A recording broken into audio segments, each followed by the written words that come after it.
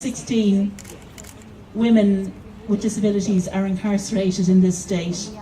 What's different now is the state goes in and inspects these institutions through HICWA, and the HICWA reports are published, and some of them aren't very positive, but there's deafening silence to those reports and the things that are found in those reports, and the media moves on, politicians move on. They only get upset if these facilities are deemed for closure and the able-bodied staff protest about their jobs changing, maybe possibly losing their jobs, not about improving the lives of the women and men who have been incarcerated in the institutions. That's if they close at all.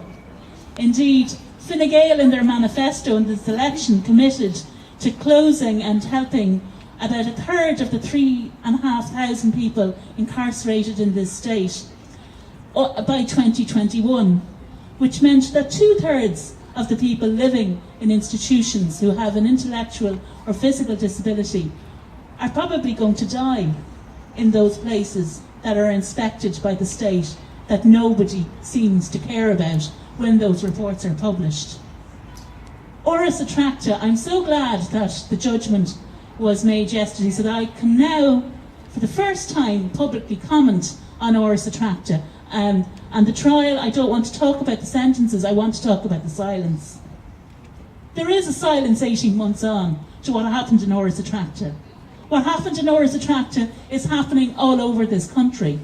And there is continuing silence about what is happening to women and men with disabilities. Not just in the so-called legacy institutions. There are the nursing homes that younger people with disabilities are placed in because we have no money and no interest in housing people with disabilities in our community. There are the women and men who live with their families with no choices to leave those in their families and move on with their lives. I want the silence to end. I want the silence of women's organisations towards this issue to end. I don't see women's organisations and groups breaking the silence about the fact that women and men with disabilities in Ireland in 2016 have no choices in their lives, have no expectations, are told not to have expectations, and are legally not given any right to services about their lives, about who looks after them, where they live and how they live. And on the issue of Repeal the Eighth, the anti-choice movement have no hesitation in using disability. They trot out people with disabilities with no consent, the issue of disability, they misuse it and abuse it.